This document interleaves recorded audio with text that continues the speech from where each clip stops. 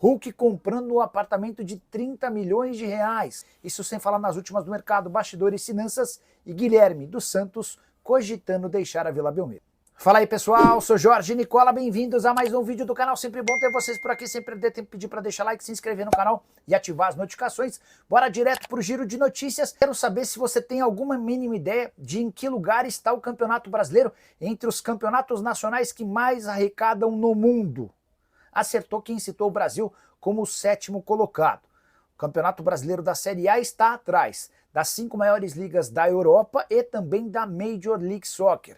Primeira colocação de forma disparada é da Premier League, com 44 bilhões de reais. Segundo lugar dividido entre La Liga, Campeonato Espanhol, e a Bundesliga, Campeonato Alemão, 22 bilhões de reais para cada. O Campeonato Italiano aparece em quarto com 18 bilhões e 600 milhões de reais. A Ligue 1, Campeonato Francês, é o quinto, com 14 bilhões e 600 milhões. Sexto lugar da Major League Soccer nos Estados Unidos, com 12 bilhões e 100 milhões de reais. O Campeonato Brasileiro aparece em sétimo, com 7 bilhões e 600 milhões de reais. Esse valor equivale a receitas recorrentes, ou seja, exclui-se transferência de atletas e computa-se direitos de transmissão de TV, bilheteria, publicidade, entre outras cocetas más. Importante lembrar que o Campeonato Brasileiro segue à frente do Campeonato Português, Argentino, Holandês, Árabe, entre outros, mas atrás das principais ligas do planeta. Hora de falar sobre o atacante Guilherme, que deve deixar o Santos nos próximos dias, pelo menos essa é a vontade do presidente Marcelo Teixeira. Guilherme que vive uma relação de amor e ódio com o torcedor do Peixe, nesse momento muito mais para ódio do que para amor. E olha a lembrança, vale a lembrança de que na temporada passada o Guilherme havia sido decisivo no acesso do time para a Série A do Campeonato Brasileiro. Atacante que tem 6 partidas no Campeonato Nacional, ou seja, não pode mais entrar em campo sob o risco de não poder defender um outro clube da Série A. Ele hoje está na mira, recebeu sondagens de times da primeira divisão, além de 2 equipes dos Estados Unidos. Dá até para dizer que o Guilherme vê com bons olhos essa transferência diante da perseguição que ele recebe de parte da torcida, especialmente nos jogos na Vila Belmiro. E olha que os números dele na atual temporada não são ruins. 21 partidas, 10 gols e 2 assistências, embora nos 6 jogos do Campeonato Brasileiro nenhum gol marcado. Só para completar sobre o Santos, mais algumas novidades. Pedro Martins, CEO do clube, decidiu recusar uma proposta para ser executivo de futebol do Sport. Apesar da pressão por sua demissão, o Sport acabou contratando o Thiago Gasparini, que era chefe de scout do próprio Peixe. Já Julio Furque e Andrei Quintino foram reintegrados ao elenco. Importante lembrar que o Furque ganha R$1 milhão por mês na Vila Belmiro. Hora de falar sobre o Galo com uma informação importante. Se você ler ou ouvir alguém falando que o Hulk pretende deixar o Atlético, desconfie. Você quer uma prova? O Hulk está comprando um apartamento de 30 milhões de reais em Belo Horizonte, para ser mais específico e preciso, em Nova Lima, cidade da Grande Belo Horizonte. Investimento dos maiores possíveis em apartamentos no país. Talvez por 30 milhões de reais você compre apartamento até de frente para a praia no Rio de Janeiro. Esse apartamento está em construção num edifício que vai se chamar 4 Estações. Mais de 800 metros quadrados para cada um desses apartamentos. E o slogan do empreendimento é de o mais exclusivo do estado. Cada apartamento comporta até 5 suítes, com piscina privativa e elevador para os carros. Isso sem falar em spa, academia, quadras, piscinas e heliponto para todos os donos de apartamentos desse empreendimento. Importante lembrar que o Hulk tem contrato com o Atlético até dezembro de 2026 e vai reforçando seus laços de amizade e de vontade de permanecer na cidade do Galo. O Matheus Souza, já deixei like, gostaria de saber se o Galo vai contratar um volante de alto nível. Matheus, esse é um dos embates, dos mais novos embates entre o Cuca e os acionistas do Atlético. O Paulo Brax quer desde o começo do ano contratar o William Arão. Enquanto era executivo do Santos, o Brax tentava levar o Arão para lá. O Brax se mudou para o Galo e começou a trabalhar para que o Arão fosse reforço do Atlético. O Cuca não quer o William Arão. E dá para dizer que está rolando uma queda de braço importante entre os dois por lá. O Cuca está convencido de que o Arão não vai ser contratado, senão a coisa vai ficar ruim. O Cuca pensa em nomes mais jovens, né? O Cuca gostaria muito de contar com o Matheus Gonçalves, que vive uma situação meio ruim lá no Red Bull Bragantino. O Matheus quer jogar de primeiro volante, de camisa 5, Só que o Red Bull vê o Matheus Gonçalves como um 8, até porque para a função do 5 ele já tem o Fabinho, que era volante do Palmeiras, e o Gabriel. Vocês vão lembrar do Gabriel, que já jogou no Corinthians, jogou no Palmeiras, estava no Internacional, no Atlético Paranaense. Enfim, o Matheus Fernandes é uma possibilidade, embora seja um jogador caro. Red Bull Bragantino vai pedir pelo menos 4, 5, talvez 6 milhões de euros para que o negócio saia, tá bom? Renê Santiago, fala Nicola, tudo bem com você? A família, graças a Deus, você tá sumido, hein, Renê? Alguma novidade sobre um primeiro volante no Galo? Renê, o Thiago Mendes e o Ilharão estão descartados pelo Cuca, tá? Existe uma vontade muito grande do Cuca de contratar o Matheus Fernandes, do Red Bull Bragantino. Quais times viram o primeiro turno na zona do rebaixamento? Sport, Santos, Juventude e Vitória. Pode ser? Fala, Nicola.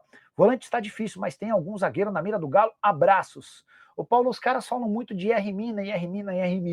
O colombiano tem contrato até junho, lá no futebol italiano. Mas a verdade é que se ele tiver proposta para ficar na Europa, ele vai continuar por lá. A família prefere morar lá do que morar no Brasil, tá? O Corinthians chegou a ter o Mina como alguém muito próximo de ser contratado em janeiro do ano passado, mas acabou que a esposa do Mina na última hora descartou do acordo. Nicola, tem como fazer uma lista de jogadores que não realizaram 7 jogos no Brasileirão? Carlos, outro dia eu fiz algo parecido, né? Deixa eu ver se eu localizo aqui, ó. Quer ver? Matheus Fernandes. Era um dos caras que estavam nessa lista, ó. Não fizeram, vou começar com os que já fizeram, tá? Então esses você descarta que podem ser negociados. Juninho Capixaba, Everton Cebolinha, Lucas Ferreira, Luiz Araújo e Michael. Todos esses já superaram o limite de 7 jogos, ou seja, não podem mais mudar de clube. Ainda não fizeram 7 jogos. O Brian Palacios, do Galo, o Matheus Gonçalves, do Flamengo, o Arboleda, do São Paulo, o Payet, do Vasco, o William, do Cruzeiro, o Wallace, do Cruzeiro, o Matheus Fernandes, do Red Bull, o Guilherme, do Santos, o Fausto Vera, do Galo. Esses são alguns dos atletas. Porque assim, falar qualquer um... Eu tentei selecionar caras que a gente já em algum momento viu que tem o seu futuro indefinido, seja pelo fim do contrato, seja porque foram especulados em algum clube, tá? O Atlético que finalizou a preparação para o jogo de amanhã contra o Caracas há pouco lá na Arena MRV. Técnico Cuca comandou esse treinamento no gramado da Arena do Galo e a situação no DM, Cirilo, segue a mesma dos últimos boletins do Atlético. Havia a expectativa de que pudéssemos ter o Guilherme Arana e o Gabriel Menino talvez relacionados para esse jogo. Não é o caso, nem foram à Arena MRV, ficaram na Cidade do Galo fazendo uma atividade em separado com a preparação física e a fisioterapia. E aí fomos apurar, né? Eu e o Henrique André. E aí, será que tem possibilidade, chance deles voltarem contra o Cruzeiro? Depende muito da resposta deles nesses próximos dias até o clássico do domingo. Portanto, ainda não dá para cravar que Arana e Gabriel Menino voltem no clássico do fim de semana. Pensando nessas duas frentes, a gente projeta um Atlético para encarar o Caracas amanhã 9h30 da noite com um time bastante mesclado, Cirilo. Porque você tem esse jogo importante no Campeonato Brasileiro, que é um clássico na casa do adversário, sem a sua torcida, apenas com a torcida do Cruzeiro. E o Atlético, na Série A do Brasileiro, também precisa se firmar na parte de cima da tabela. Por mais que tenha vencido de forma épica, numa virada eletrizante contra o Fluminense, tem que fincar o pé e ficar na parte de cima da tabela. E não é o caso ainda do Atlético, né, que tem oscilado bastante na Série A do Campeonato Brasileiro. Mas não pode abandonar também a Copa Sul-Americana. Tá com a faca e o queijo na mão para definir a classificação, tendo 2 jogos em casa. Então, o técnico Cuca vai mesclar esse time, né, ao ponto de ter uma equipe suficientemente forte para encarar o Caracas como mandante e tentar definir essa parada logo. Lembrando que o Galo, Cirilo, está na vice-liderança do Grupo H da competição com 5 pontos. Não fosse a derrota para o Iquique na última rodada, estaria bem mais tranquilo, né, Cirilo? Sem dúvida, né? Pegando aqui a situação da classificação, Simões, lembrando que amanhã também, só que às 11, tem Cienciano e Iquique. Cienciano 6 pontos, Atlético e Caracas 5, Galo tem 2 gols de saldo a mais que o Caracas e o Iquique tem 4 pontos. Fato é que no comparativo com o Cruzeiro, o jogo do meio de semana do Galo vale para ele, vale para a sequência. E aí projetando, evidentemente, a preparação para o fim de semana. A questão de terminar como líder, além de você ser o melhor time, evidentemente, mas ela tem a ver também com você ter 2 jogos a menos, né? Num calendário que já é pesado. Terminar como líder e classificar diretamente às oitavas de final evita um enfrentamento desnecessário na Copa Sul-Americana. Então, por isso, esse Atlético e Caracas toma contornos importantes amanhã às 9h30, antes de projetar Atlético e Cienciano da rodada final, que pode vir a ser o jogo da liderança, Simões. Exato, é a verdadeira pedra no caminho, né? Esse jogo do Atlético, porque é muito próximo do Clássico, né? E o Clássico tem toda a sua importância. E tem um outro ponto, né, o Cirilo, que pelo cenário da Copa Libertadores atual, quem ficar em segundo nos grupos da Sul-Americana pega algum terceiro da Libertadores. Hoje os terceiros da Libertadores são clubes com mais poderio técnico do que o primeiro. Sabe quem pode ser terceiro da Libertadores Botafogo, hoje? Flamengo. Botafogo hoje, cara, pode ser eliminado da fase de grupos. Você pode ter um Bahia, um Internacional, um Flamengo. É muito, muito difícil. Um Atlético Nacional da Colômbia, que tem um bom time. Bom. Então, é bom evitar esse tal de playoff aí. Até porque... Pode ser o Fortaleza também. Pode ser o Fortaleza. Porque ele é líder agora, mas perdeu Sim. pontos importantes. Na rodada final ele pega o Racing. Exato. Então, imagina o cenário que você teria de repente, eu fico em segundo na Sul-Americana, vou jogar um playoff. Um playoff contra o Flamengo, contra o Botafogo. Quer dizer, o nível de exigência que esses jogos têm. Então, o ideal pro Atlético é vencer, tá? Embora o empate deixe o Atlético ainda numa situação dependendo da última rodada, né?